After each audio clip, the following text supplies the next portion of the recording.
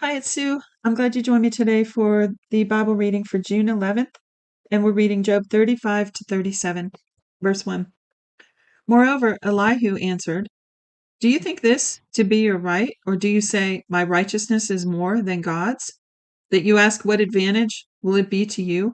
What profit will I have more if I had sinned? I will answer you and your companions with you. Look to the skies and see. See the skies which are higher than you? If you have sinned, what effect do you have against him? If your transgressions are multiplied, what do you do to him? Referring to God. If you are righteous, what do you give him? Or what does he receive from your hand? Your wickedness may hurt a man as you are, and your righteousness may profit a son of man. By reason of the multitude of oppressions, they cry out. They cry for help by reason of the arm of the mighty. But no one says, Where is God my Maker, who gives songs in the night, who teaches us more than the animals of the earth, and makes us wiser than the birds of the sky? There they cry, but no one answers, because of the pride of evil men. Surely God will not hear an empty cry, neither will the Almighty regard it. How much less when you say you don't see him? The cause is before him, and you wait for him.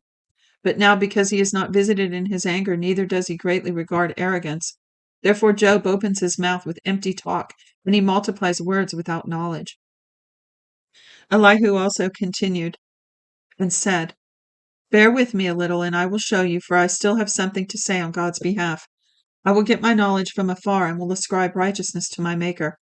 For truly my words are not false. One who is perfect in knowledge is with you. Behold, God is mighty, and doesn't despise anyone. He is mighty in strength of understanding. He doesn't preserve the life of the wicked, but gives justice to the afflicted. He doesn't withdraw his eyes from the righteous, but with kings on the throne, he sets them forever, and they are exalted. If they are bound in fetters and are taken in the cords of afflictions, then he shows them their work and their transgressions, that they have behaved themselves proudly. He also opens their ears to instruction and commands that they return from iniquity. If they listen and serve him, they will spend their days in prosperity and their years in pleasures. But if they don't listen, they will perish by the sword. They will die without knowledge. But those who are godless in the heart lay up anger. They don't cry for help when he binds them. I hope you can't hear my squeaky chair and the thunder outside. I think that this microphone somehow cuts out those noises because my alarm on my phone has gone off a few times and it doesn't come through on the recording. Isn't that amazing? All right, anyway, I got a really squeaky office chair. So where did I leave off? But those who are godless in heart lay up anger. They don't cry for help when he binds them. They die in youth. Their life perishes among the unclean. He delivers the afflicted by their affliction and opens their ear in oppression.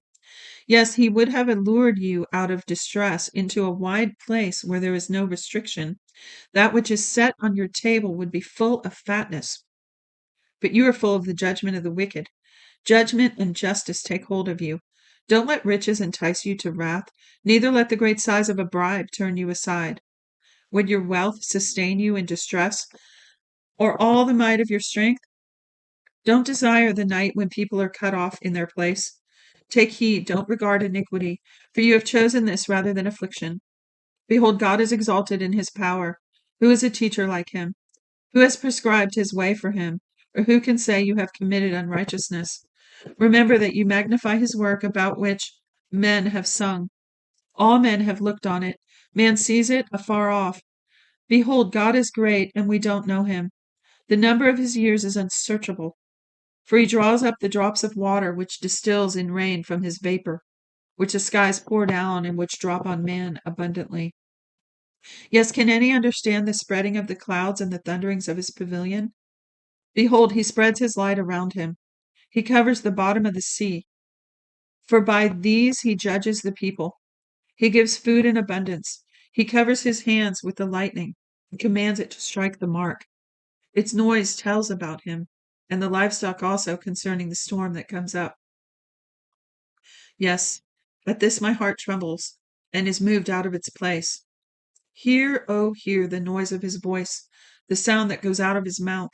He sends it out under the whole sky, and his lightning to the ends of the earth. After it, a voice roars.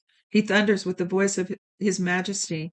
He doesn't hold back anything when his voice is heard. God thunders marvelously with his voice. He does great things which we can't comprehend. For he says to the snow, fall on the earth. Likewise to the shower of rain and to the showers of his mighty rain. He seals up the hand of every man, that all men whom he has made may know it. Then the animals take cover and remain in their dens.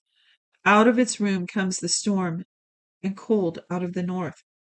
By the breath of God ice is given, and the width of the waters is frozen. Yes, he loads the thick cloud with moisture. He spreads abroad the cloud of his lightning.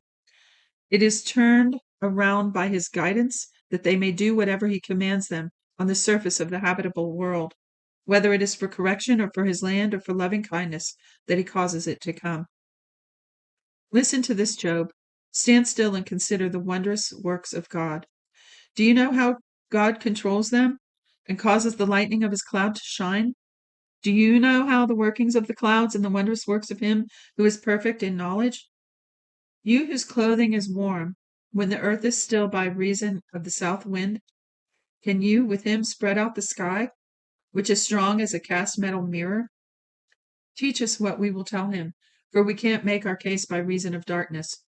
Will it be told him that I would speak, or should a man wish that he were swallowed up? Now, men don't see the light which is bright in the skies, but the wind passes and clears them. Out of the north comes golden splendor.